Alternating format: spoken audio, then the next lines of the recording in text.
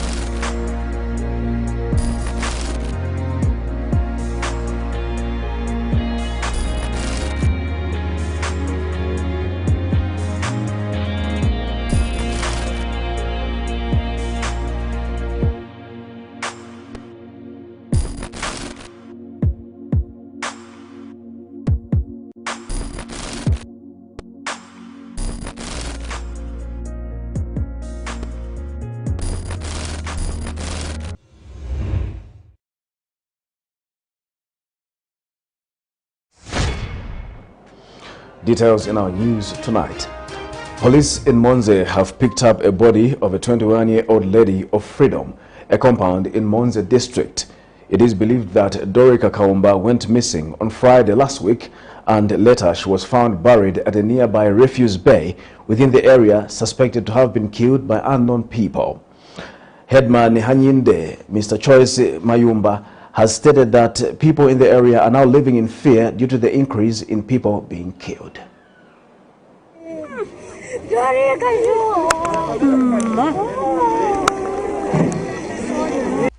These are the residents of Freedom A compound in MONZE, Southern Province, looking at the familiar face that has become caught in an unclear circumstance. The deceased, identified as Dorika Kaumba, went missing on Friday last week, on the 22nd of April 2022, and later she was found buried at a nearby refuse bay within the area. Residents spoken to when the police came to pick up the body have attributed the scourge in criminal activities to unproductive youths who are said to have gone on rampage, terrorizing innocent citizens. The death of Dorika Kaumba has sent shivers, especially among women. Ndambira kujivagaje sutowa maga intuno tuyala eji jintu jatu jisamaningi kambo tizwina motu nolegera bana besolo kuya kujigolo tuni kuyowa kuti bamujaniki hakaloko bamuyaniki tati joge kunganda ono twagomba najamba kuti ba police bani kulonda nganda anganda masiku gabatoni bokambo maumaba maga intu tabela ni nguzu abasangwa kambo bayitabu mino twenda masiku no bantu kwenda utwalibona 20 hours yakwana kwelebe ujogera pokala zino chindi potupona maumito basimbi abija bamasangwa bambita bachikwa ngwamba yabasimbi taunke unganda wa musimbi bateya bo musimbi wenda masiku zindi twenda masiku tuliya kwamba tunapendi anda windanzira alasalala aimtulirange kwamba kuti ingandeyo tukala mumamba limbalanzira tababambite balamanganda. Other residents spoken to say landlords should ensure that they accommodate tenants who are productive to avoid having idle minds in the community. Security and checker. Not to check as such that even if you want to community where the people to blame. Muzapeza kuti pawani nyumba unkalaba mamuna bali 5 or 6, they don't wait. But you the landlord, what you are only interested in kutenga ndalama na kuti. My one. You see, just as we are, me I'm staying here. My house was broken into last week at 9 hours. Neighbors were there. Where? The person was the person who stole. If you from the next house, he goes away with the property. Off he goes.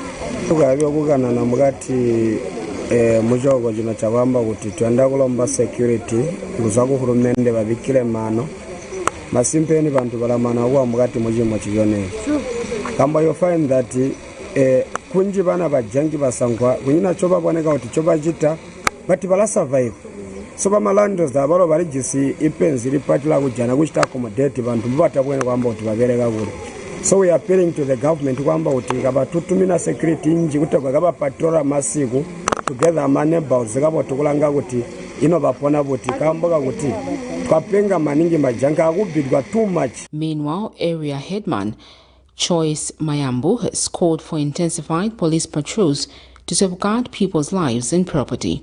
Maningi kuti twapona bobo mujisinga twapona mbuli banyama onondo mbabu yokuti ibantu abaliremege mugati mumao mimotu pona kambo jiri bobo tajigo jikuti jaindirira abantu balapona mbuli banyama alimu then jintu jaindirira number 1 ndomba maningi bantu bala manda ayale ntimwa paka yaga manda wamba kuti aya manda ngatwetera mapenzi najira kwenga bayimulawo alimwa amulawo tuberegera ntomwe aya manda ataliga kudimulumwa alimwa abikwe bantu bala amana kamusi yaretereo tibana bakaraji bunga munini mumanda tauni yonse ya MONZE twanyongana umbwa nko unka ataraji bunga ono twali bulombo yagamba kuti kurumende yalo ipange muzezo na mulawo wagamba kuti bajanika bantu babakaraji bunga gabangwa.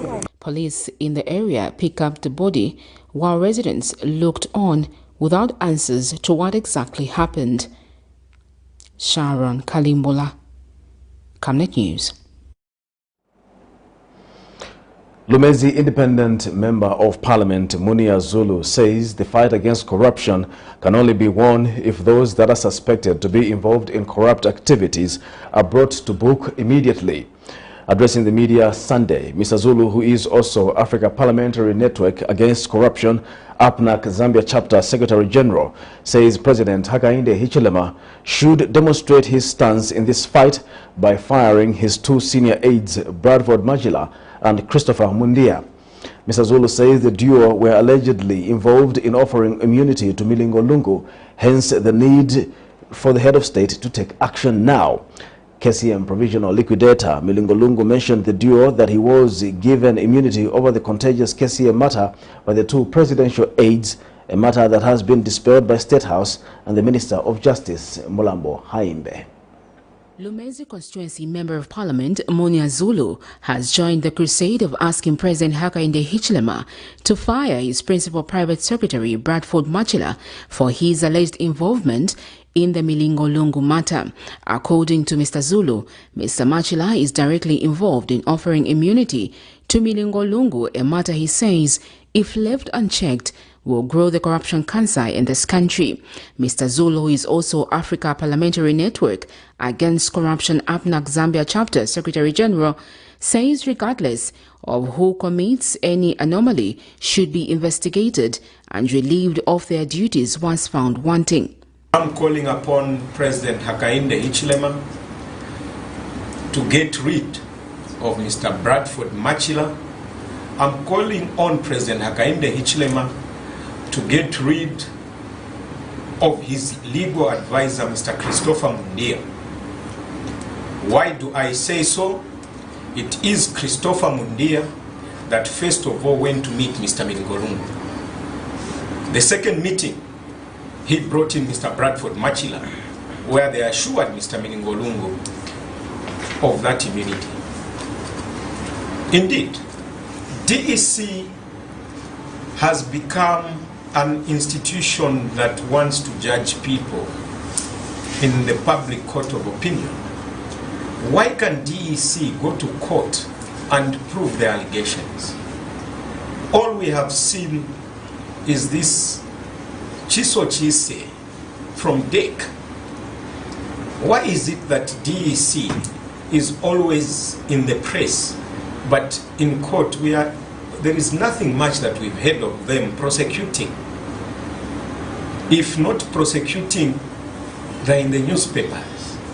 they're on radio, and we are saying there is a fight against corruption. How many of us have interrogated how many people the debt boss has brought at DEC? Meanwhile, Mr. Zulu has questioned government's interest in exhuming the body of Susie Onyeka. The parliamentarian has accused a government of opening the wounds of the bereaved who had already started healing.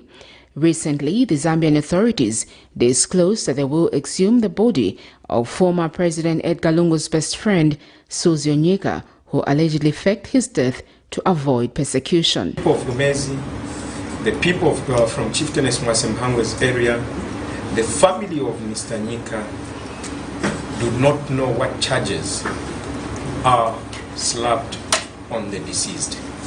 There is no one from the state that has explained what charges or what crimes Mr. Onyeka had committed. Yes, there are a lot of schools of thoughts that have said it is legally right to exhume bodies, but ours is quite strange because we do not know the reasons as to why the remains of Mr. Onyeka were being exhumed.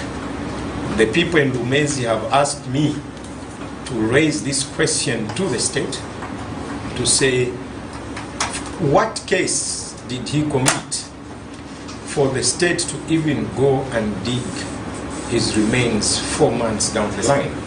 The people in Lumezi want answers, and I don't have them because not even the chiefs were told as to the reasons why the body is being exhumed. Sharon Kalimbola, Camnet News, Lusaka. President Hakainde Hichilema's political advisor, Levy NGOMA, says government desires to see a productive church that will contribute to the development of the country. Mr. NGOMA, who was guest of honor at the Grace Methodist Church fundraising worship service, says churches should not be poor but think outside the box on how they can be self-sufficient. And Mr. NGOMA has, in this regard, advised churches in the country to form cooperatives that will be self-sustainable and not cooperatives that will be used to solicit for money. Meanwhile, Church Reverend Mulengalungu has appealed to the government to ensure that cadarism is dealt with and says that what transpired at the intercity bus terminus on Friday, where cowboys were protesting, should not happen again. More in this report. Churches in Zambia have in a long time been viewed as partners of development, as some have provided conducive education environment for the learners in the country, while others have provided health facilities for the community. While the church is viewed as a partner of development, some churches have been struggling to raise resources, thereby being viewed as begging institutions. Presidential advisor for politics Levy NGOMA, who was guest of honor at the Grace Methodist Church Bethel Congregants Omega Choir fundraising worship service, says churches should not be poor or move around with a begging bowl, but that they should think of alternative ways of raising resources. Is desirous to see productive churches. Churches should not be poor. Churches should not be moving around every corner with a begging bowl. It is our desire as government to see churches contribute immensely to the development of this country, economically and socially and otherwise. Mr. NGOMA adds that churches should form cooperatives that will be self-sustainable and not ones that will be used to beg for money. He has since pledged to help the church register a cooperative that will help contribute to the development of the country. The hope of government is that we should not just concentrate purely on spiritual issues. The church has got a role to play as far as the economic development of this country is concerned. It is time to change the mindset that when you go in church, you cannot do business. You have requested that we help you to register a cooperative. Well and good, that request is granted. Meanwhile, the church has called on the UPND administration to ensure that cadarism is adequately dealt with, as well as ensure that the abducted mobile money operator Pamela Chisumpa is found. Meanwhile, the visiting apostle, who was also guest speaker, has urged the church choir to ensure that the music they will produce will have meaning that will bless the people. We want to dance to a song. Hallelujah. Many are songs, but some of these songs are honorable. They have driven our young men to catch us. Some of these songs, they've called some, is it the GPP? Because most of the time we are talking about a lady.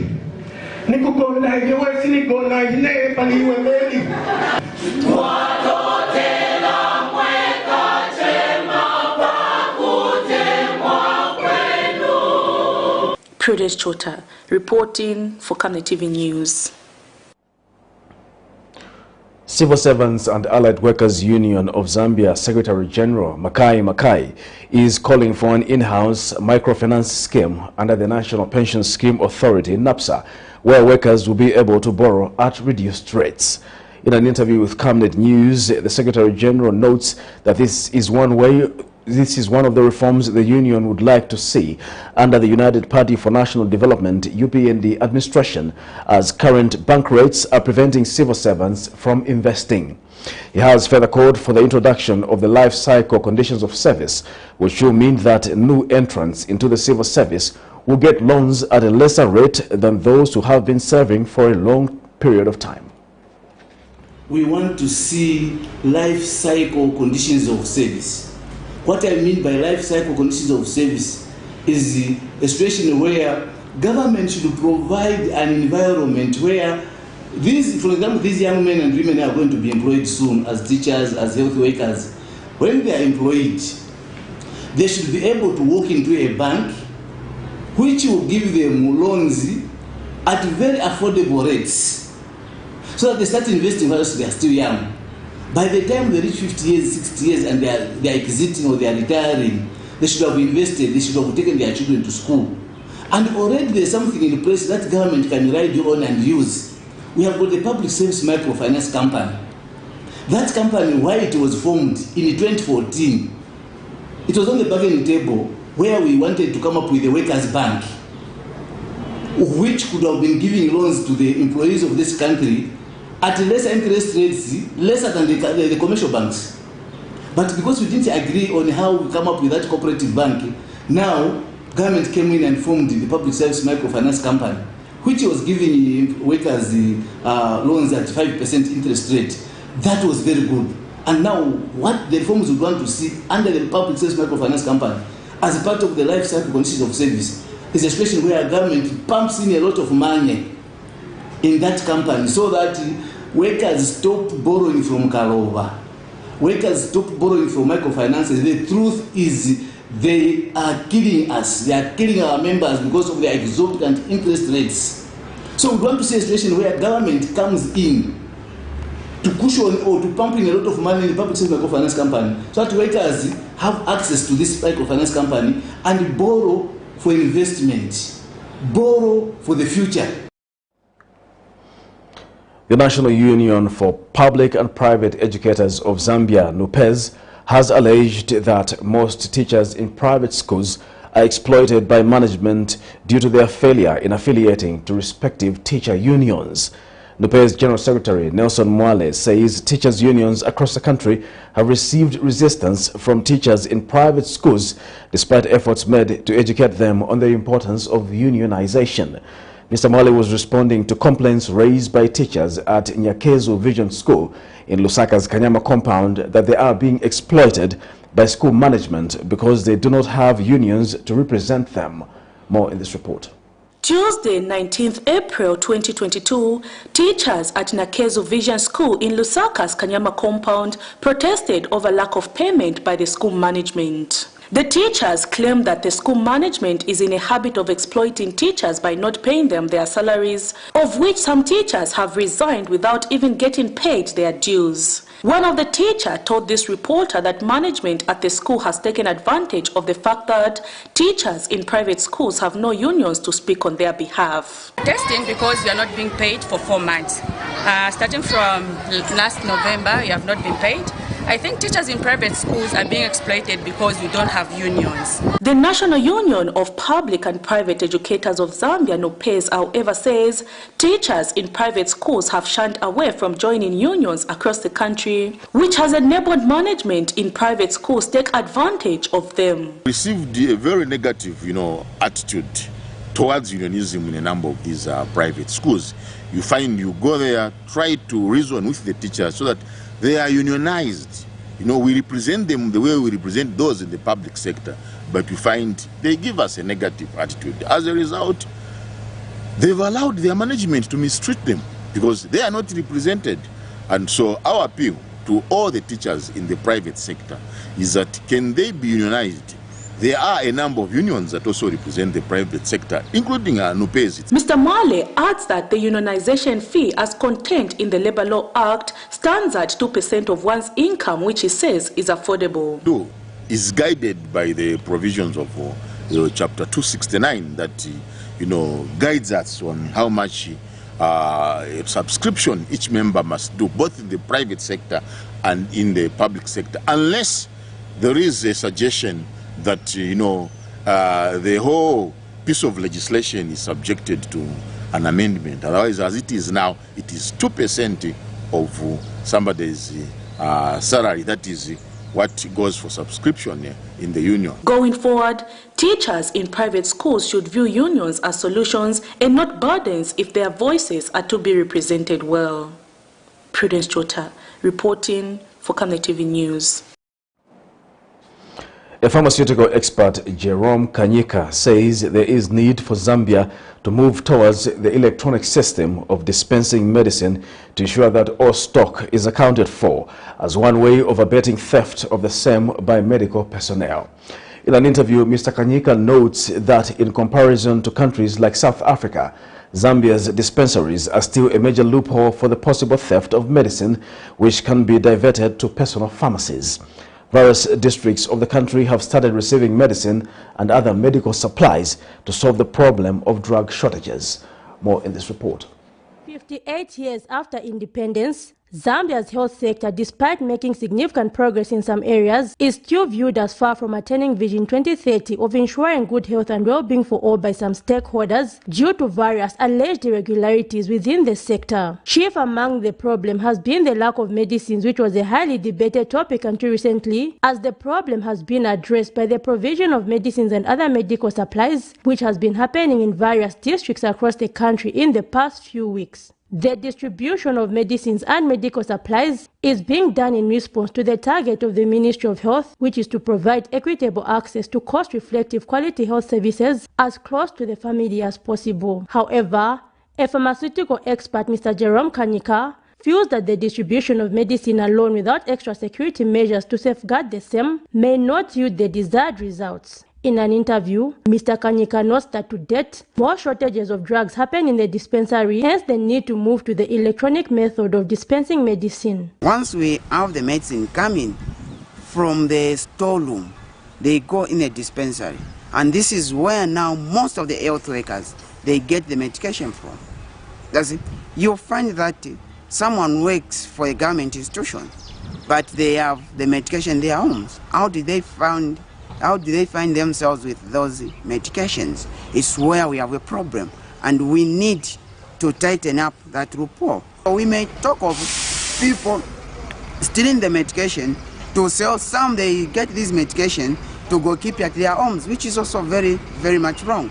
So we need to go further by making sure that we go the electronic way in terms of dispensing of this medication. He notes that the same has been done in other African countries such as South Africa and is working efficiently to abet the theft of public medicines. It happens in South Africa, it happens in Botswana, it happens in Namibia, because we need to account for every coin that the government spends to procure these medications. Without that, then we have a big problem, and will not be able to curb the drugs that go missing. He has further implored the Zambia Medicines Regulatory Authority ZAMRA to heighten inspections in various pharmacies across the country, stating that most pharmacies are not manned by qualified pharmacists, which is an abrogation of the law. Zipporah Mshala, Camnet News, Lusaka. A Zambia national youth think tank has charged that the mining sector in the country had in the past few years become an epicenter of corruption and excruciating graft, which the new administration has been working at changing. Organization Executive Director Mumba Tabolo says the Mines Minister Paul Kabuswe has performed excessively well when it comes to restoring order in the mining sector to ensure that it does not collapse. Mr. Tabolo says an article published by an online platform suggesting that the Mines Minister is involved in corrupt allegations is mere propaganda meant to frustrate efforts being put in place to restore order in the mining sector. And Mr. Tabolo has appealed to the Patriotic Front Media and Information Secretary Raphael Nakachinda to stop propagating tribalism, which he says has the potential to divide the country. Indeed, the corrupt and real thieves who have been milking off the country's fortunes and resources will stop at nothing to bring down anyone they feel is blocking their way to thieving. We find the article published by some online media house linking Honorable Kabusu to corruption as cheap propaganda to aid some disgruntled individuals set to their scores. It is critical to note that disgruntled and corrupt elements within and outside the ministry, together with their perennial allies, have raised the blackmail on a hard-working minister who is trying to salvage the institution from total collapse by trumping up malicious falsehood against him. We want to say we are very disappointed as young people that Honorable Raphael Nakachinda can insult the collective intelligence of the people from the southern province, suggesting that they are very dull by putting President Hakainde Hichilema, who comes from the rural part of this country, into State House. We'll take our first commercial break. We'll be back with more news after the break. Savenda. Save nations, develop Africa. Connecting African countries to each other and connecting the African continent to the world. This logistics and global supply chain management group offers end-to-end solutions across all sectors of the economy: agriculture, energy, telecommunications, finance, construction, transportation, and insurance. And now, its initiatives are greener than ever, operating in line with government guidelines and working to provide energy security for Zambia and beyond. 25 companies united under one group and one vision. Savenda. Trade and logistics made easy. Team, the trajectory of the business looks very positive, and it looks like we'll be able to launch the ministry. There's so much data. Mom? Yes, baby? It says here, global warming and climate change is caused by the pollution from careless activities of human beings. Wow! Son, do you know I can turn my phone into a TV remote? How's that possible? It's so easy. Check this out. Be smart, be fast with mega data from Zamtel. Get your 15 GB mobile data for only 100 kwacha, 30 GB mobile data for only 200 kwacha, and your 70 GB LTE data bundle with free Netflix, YouTube, Facebook, and WhatsApp. Visit our Facebook page, website, or service centers countrywide for more information. Zamtel, your digital lifestyle partner. Camnet TV is becoming big and better. You can now watch Camnet TV wherever you are around the world, simply by downloading the Camnet TV app.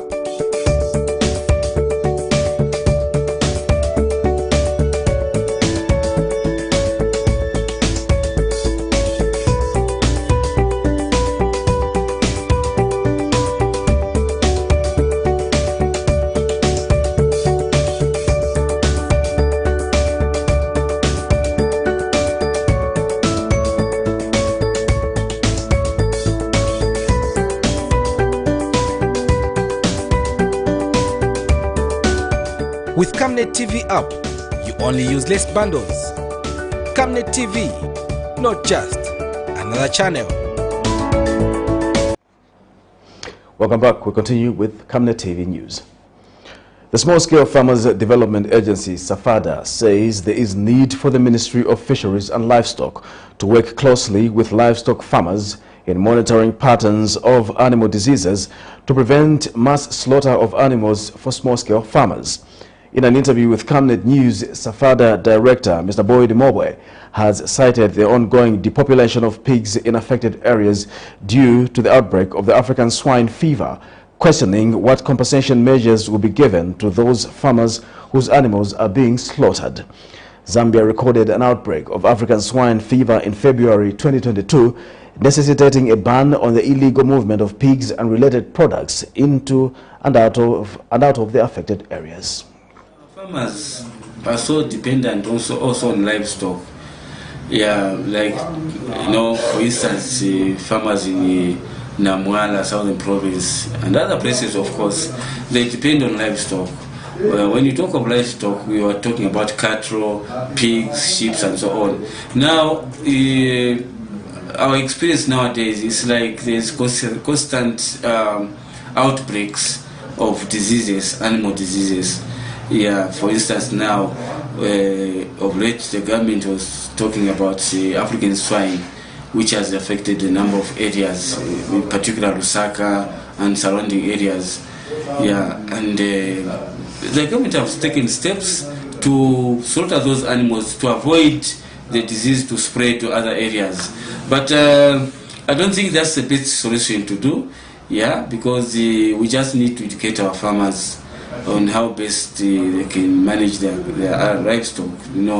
Livestock management is very important. And in this case, we are talking about vaccination of animals, just like we do with human beings. We're talking about coronavirus, and people are advised to be vaccinated. Yeah. So similarly, even animals, we are responsible. Animals cannot talk. So it's us as people who are having these animals as shepherds. We have to take care of our animals. We have to vaccinate. So this vaccination program should be a countrywide program. Okay. Government says it is committed to foster agriculture development through promoting smart agriculture in line with the agricultural policy objectives of the New Dawn administration in Kalumbila district. Kalumbila District Commissioner Brenda Sankisa says enhancing collaborations with other stakeholders like the mines and seed companies is needed in sustaining the agricultural development in the district. The district commissioner was speaking when she officiated at this year's Collaborative Agricultural Field Day held at Trident Foundation Demonstration Plot in Kalumbila District. This year's field day was held under the theme, Climate Smart Agriculture Ensures Sustainability and Resilience in Farmers. They have held a collaborative field day in Kalumbila District. Trident Foundation Limited, working with Ministry of Agriculture and other stakeholders, are the organizers of the event. Taking farming as a serious business and adopting smart agriculture is what these farmers are here for. Kalumbila District Commissioner Brenda Sankisa officiated at the event. The New Dawn government takes pride in seeing commitment by all concerned stakeholders to foster development in the district by participating in events such as this one. Today we are all here to be part of and also witness the second district collaborative field day, whose theme is Climate Smart Agriculture, Ensure Sustainability and Resilience in Farming. I urge you all farmers here present to emulate what you've seen here and lessons learned from the field day to ensure sustainability and crop resilience at your farm states. Trident Foundation Limited are the host. Our strategy is to stimulate sustainable farming for food security and income through activities such as the exposure visits that we have seen around. Through Trident Foundation Limited, First Quantum Minerals Limited shall continue supporting communities where the company has business interest because it is the right thing to do and shall leave a positive legacy. Kalumbila District Farmers Association represented farmers with an appeal. Please, Trident Foundation continue helping us to also find new ways of doing mechanized farming. Also, we want to request that help us in the marketing of our crop. We want to plead to all the stakeholders, government, TFL, and all other collaborating partners, that please in this region help us to embark on mechanization. Ministers of Agriculture were also in attendance. Just a word of encouragement from the Ministry of Agriculture. It shouldn't just end as a day of entertainment, but a business day. From one or two things that we have seen, at least a business idea can grow from that. 18 stakeholders participated at this year's field day. We're happy to be here, where we are showcasing our various varieties, which is maize as well as soybeans. We are getting the communities into alternative livelihood activities, hence what we have displayed here. These are non-wood forest products, they are wild vegetables. Field days play a critical role in farmers' life through exchanging new farming technologies to improve their agricultural production. Krivach Tuta reporting in Karumbira district. Healing Word Ministries International Church Pastor Moses Chilwa has advised Zambians to safeguard their marriages in the heightened use of social media. Speaking at a wedding where he was guest of honor Saturday evening, Pastor Chilwa notes that there is need to verify rumors to prevent marriages from crumbling, as people have developed a habit of circulating rumors on these platforms. 2021 data from the local court indicates that Zambia recorded 23,543 divorce cases last year. More in this report. Zambia, like any other country with a high youth population, has had cases of drug abuse as well as illicit sexual activities resulting in unwanted pregnancies.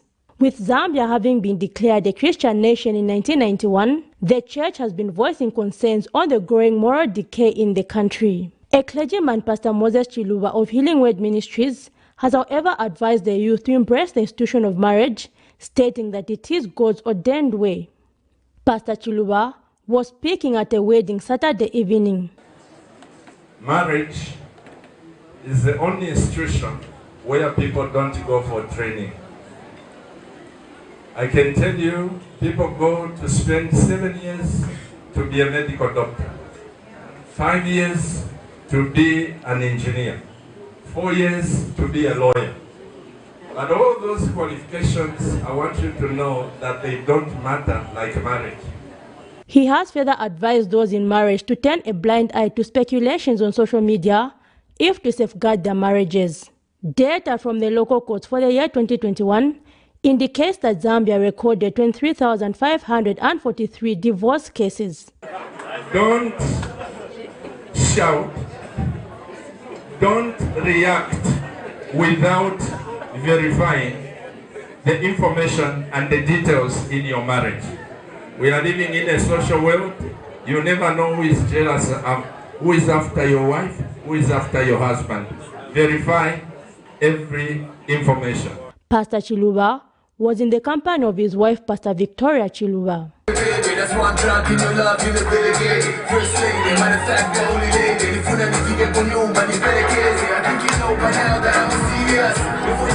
Zipporah Mshala, Camnet News, Lusaka. The Zambia Police has reported that during the first quarter of 2022, a total number of 7,255 road traffic accidents were recorded nationwide. Police spokesperson Ray Hamonga says 436 accidents were fatal, in which 568 persons were killed. 659 were serious road traffic accidents, in which 1,366 persons were seriously injured, while 1,308 were slight road traffic accidents, in which 2,005 persons were slightly injured. Mr. Hamonga says Lusaka province recorded the highest number of road traffic accidents, representing 57.7%, followed by Copperbelt with 12%, with Central Province representing 8.1%. He says most of the accidents in the first quarter have been attributed to human errors such as misjudging clearance distance, excessive speed, failing to keep to the near side, reversing negligently and cutting in. During the first quarter of 2022, a total number of 7,255 road traffic accidents were recorded countrywide, of which 436 were fatal road traffic accidents, in which 568 persons were killed. 659 were serious road traffic accidents, in which 1,366 persons were seriously injured, and 1,308 were slight road traffic accidents, in which 2,005 persons were slightly injured, and 4,852 were recorded as damage on road traffic accidents. Lusaka province recorded the highest number of road traffic accidents with 4,183, representing 57.7% of the total percentage of all the traffic accidents recorded, followed by Copperbelt with 894, representing 12%, Central Province 591, representing 8%, Southern Province with 389, representing 5.3%, Northwestern 272, representing 3.7%, Eastern 246, representing 3.3%, Ruapula 194, representing 2.6%, Western 172, representing 2.3%, Muchinga 168, representing 2.2%, and Northern Province recorded the least with 146, representing 2%. In comparison with the last year's first quarter of 2021, a total number of 7,004 road traffic accidents were recorded as compared to 7,255 road traffic accidents recorded in this year's first quarter. The figure shows a decrease by 146. We'll take our second and final break. We'll be back with international and sports news after the break. Your skin is the biggest muscle in your body. That's why we make sure that Oracle is number one when it comes to taking care of your precious skin. Oracle Pure Petroleum Jelly and Glycerin soothes, moisturizes, and keeps your skin perfect. Oracle Pure Petroleum products for that perfect skin. We welcome you to the wonderful world of Savenda Electronics. At Savenda Electronics, we pride ourselves in manufacturing high-quality electricity and water meters. Boasting of the first of its kind state-of-the-art manufacturing plant in Zambia, Savenda Electronics manufactures customized smart electricity and water meters of international standards for both the local and international water and electricity utility companies. Our highly computerized factory, run by qualified staff, makes, calibrates, and electronically tests the smart meters to ensure only those meeting customer specifications are delivered to the market. Some of the main features which come with our meters includes notifications about low units, tempering, low battery, and many more customized features. Savenda Electronics provides on and off-site after-sales service and has favorable contract terms for water and electricity utility companies. Savenda Electronics, the real deal.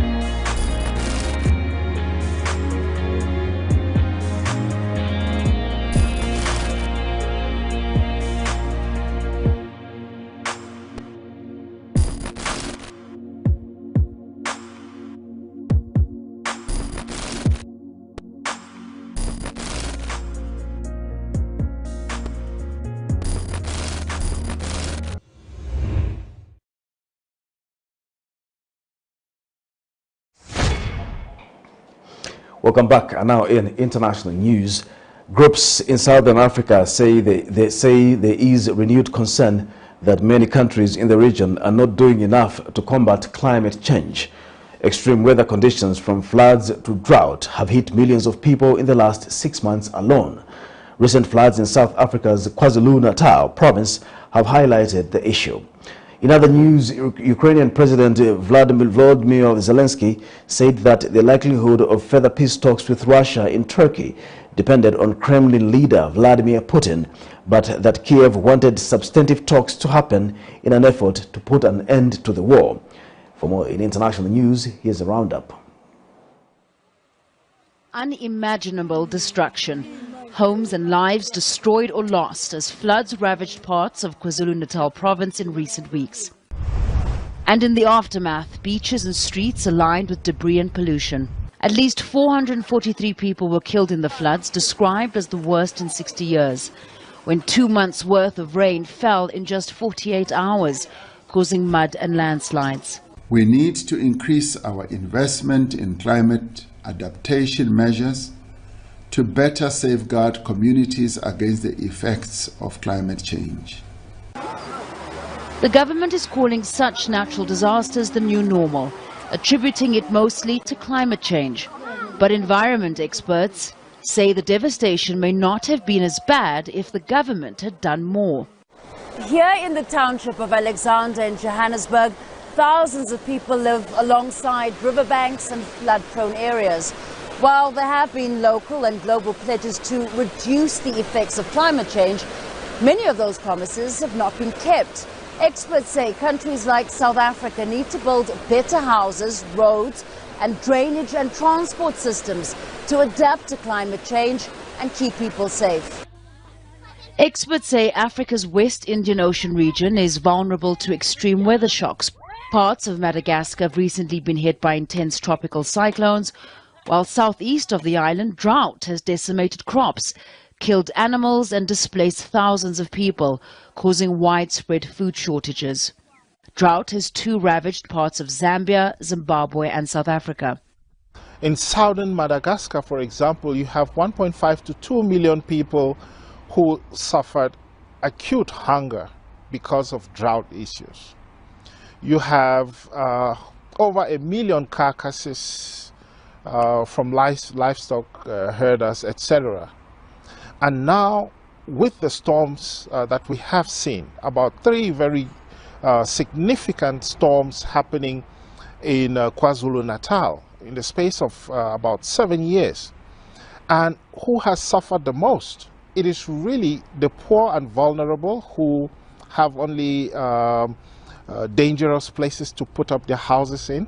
We are going to continue to see this trend happening all across the African continent. It's estimated it will cost billions of dollars to fix the damage caused by the latest flooding in South Africa. And environmental groups say severe weather has killed 500,000 people in southern Africa in the last 6 months alone. President Volodymyr Zelensky faced the world's press from a makeshift platform constructed in one of Kyiv's metro stations. He said one of his priorities was the evacuation of people caught up in the siege of Mariupol, but that it was difficult to trust the Russians. We offered any format for the exchange of our people who are currently in this predicament, in this terrible situation, in this bloody encirclement.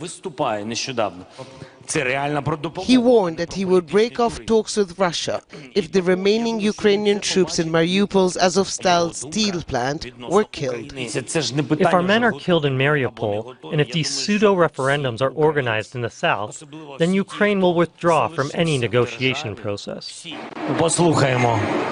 Twice the president paused to make way for a passing train. We hear from President Zelensky on a daily basis, but this is the first large press conference since the beginning of the war, and it's happening 70 meters underground in one of the metro stations of Kyiv. And actually, when the capital was under threat, you had hundreds of people here seeking shelter. The president appeared relaxed. He said he was grateful for the kind of weapons his country was receiving of late from the United States and Western allies, but reminded people that without additional weapons, there would be no fight. I do not consider the option that our partners will not give us the weapons they promised.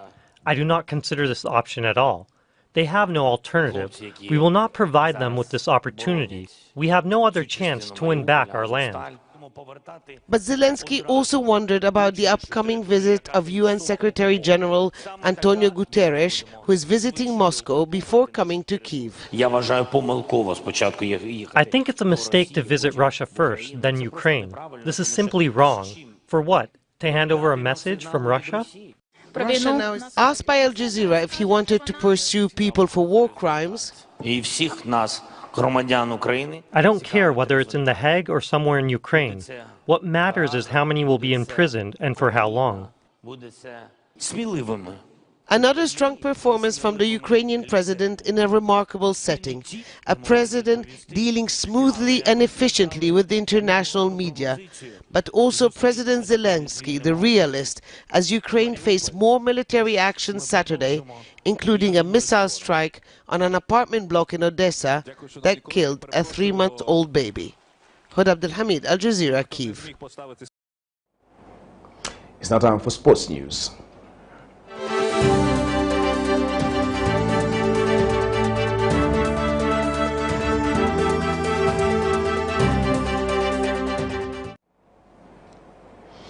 And in sports news, Christian Pulisic's 90th minute winner helped save teammate Jorginho's blushes as Chelsea boosted their top 4 hopes with a late win over an under-strength West Ham. David Moyes rested 6 players before their Europa League semi-final on Thursday, and it looked like they might hold for a precious point when Jorginho's woeful effort from the spot was saved by Lukas Fabianski after 87 minutes. But after Craig Dawson was sent off after a video assistant review for fouling Romelu Lukaku in the build-up to the penalty, Pulisic turned the saviour as it tucked in Marcos Alonso's low cross. It sent Stamford Bridge into raptures after a frustrating afternoon that looked set to continue manager Thomas Tuchel's poor form at home, with his side having lost their last 3 games. But the victory sparked relief for him and his players as they recovered from their midweek defeat by Arsenal to move 5 points clear of the 4th-placed Gunners. West Ham will be distraught they did not get anything from the game after a sterling display, with Declan Rice, Jarrod Bowen and Michael Antonio all starting on the bench. Red Arrows have won the 2021 to 2022 MTN Super League Championship after defeating Red Chambishi with 4 goals to 1. Ricky Banda, Saddam Yusuf Piri, Freddie Shimenga and George Mandu all gave Arrows a goal, while Francis Kasaka gave Chambishi the only goal in the match. Meanwhile, Konkola Blades, Kafio Celtic, Indeni and Lusaka Dynamos have been relegated from the MTN Super League after failing to secure enough points to see them to the next season. Meanwhile, during the match play Sunday, Martin Injovu from Green Buffaloes and Buildcon keeper Mulenga Zimba have been rushed to hospital following a collision in the lead-up to the goal. Meanwhile, Camnet Stars have beaten Blue Bullets in a friendly encounter by 5 goals to 1. The match that was played Sunday afternoon saw the Camnet lads showcase their growing skills. Blue Bullets FC coach Samson Banda says his boys played well, executing their skill well despite the loss to Camnet Stars. And Camnet Stars coach Maybin Mwalia says the boys played well and he looks forward to winning all the remaining games that are yet to be played. Yeah, and we are very much appreciate for the opponents and the organizers, the way they have kept us. And according to the game, we've played according to our philosophy, but in the end, only one team win the game. So I'm very happy with the guys, the performance of the guys. But I'll just talk to the guys. We look forward to the next game. And the opponents, they really gave us a game which we thought it was a very good game they gave us.